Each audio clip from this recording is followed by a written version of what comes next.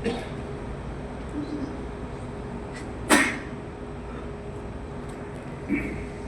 الحمد لله والصلاة والسلام على رسول الله محمد بن عبد الله ومن تبعهم ومن والاهم بعد.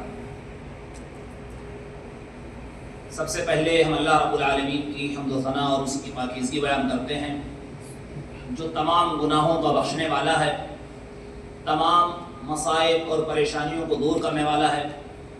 اللہ رب العالمین ہی کی ہم حمد و ثنا بیان کرتے ہیں، اسی کا شکر ادا کرتے ہیں، اسی سے مغفرت کے طلبگار ہیں. بے شک اللہ تعالیٰ جسے ہدایت دے اسے کوئی گمراہ کرنے والا نہیں، اور جسے گمراہ کر دے اسے کوئی ہدایت دینے والا نہیں. ہم اس بات کی گواہی دیتے ہیں کہ اللہ رب العالمین ہی حقیقی معبود ہے جو اکیلا ہے، اس کا کوئی ساری اور شریک نہیں. اور اس بات کی گواہی دیتے ہیں کہ بے شک محمد صلی اللہ علیہ وسلم اللہ کے بندے اور اس کے آخری رسول ہیں. اس ذات گرامی پر انجیل درود اور سلام نازل ہو. اللہم صلی علی محمد وآلہ وآلہ وسلم.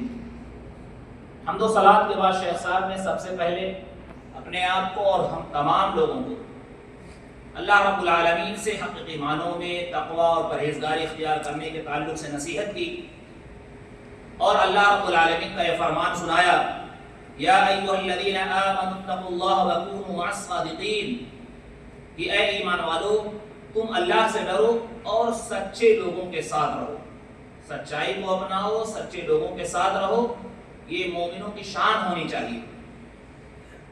شیخ صاحب نے آج کا اہم خطبہ دیا کہ اگر تم اللہ رب العالمین کی مدد کرو گے تو اللہ تمہاری مدد کرے گا. یعنی اگر تم اللہ رب العالمین کے دین پر قائم رہے، صحیح معنوں میں اسے اپناتے رہے، اللہ کے حکم کے مطابق پیارے رسول جناب محمد رسول اللہ صلی اللہ علیہ وسلم کے فرامین کے مطابق چلتے رہے، تو اللہ رب العالمین تمہاری مدد فرمائے گا. تو اسی عنوان کے تحت شیخ صاحب نے ذکر کیا کہ موجودہ وقت میں جس وقت ہم ہیں دیکھ رہے ہیں کہ بہت سارے فتنے قسم قسم کے جنگ کی شکل میں اور اس طرح سے دوسرے مسائل جو ابھر کر کے آ رہے ہیں. موجودہ وقت میں ضرورت اس بات کی ہے کہ لوگ سچائی کو اپنائیں اور اللہ رب العالمین پر بھروسہ کریں، کیونکہ اللہ رب العالمین پر جو لوگ بھروسہ کرتے ہیں حقیقت میں وہی لوگ کامیاب ہوتے ہیں.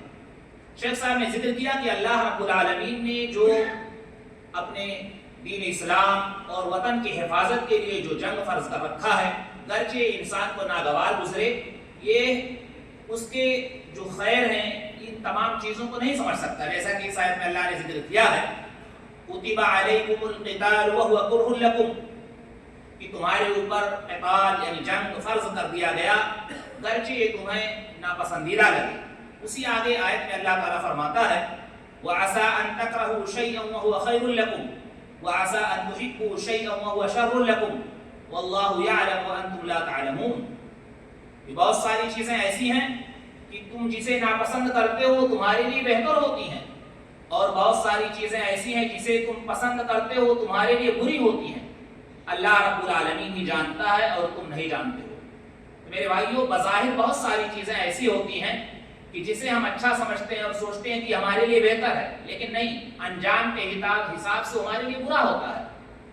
اور بہت ساری چیزیں جسے ہم ناپسند کرتے ہیں لیکن حقیقت میں اس کا فائدہ ہمارے لیے بہتر ہوتا ہے، کیونکہ یہ اللہ رب العالمین ہی جانتا ہے اور ہم نہیں جانتے. لہٰذا شیخ صاحب نے ذکر کیا کہ ہمیں چاہیے کہ ہم اللہ رب العالمین پر بھروسہ کریں، اور اللہ رب العالمین پر بھروسہ کرنے ہی میں ہمارے لیے فائدہ ہے، کیونکہ واللہ یعلم وانتم لا تعلمون، اللہ ہی جانتا اور تم نہیں جانتے ہو. لہٰذا ہمیں اللہ پر مکمل بھروسہ کرنا چاہیے اور اطمینان رکھنا چاہیے، اور ساتھ ہی ساتھ ہمیں غفلت سے بیدار ہونا چاہیے.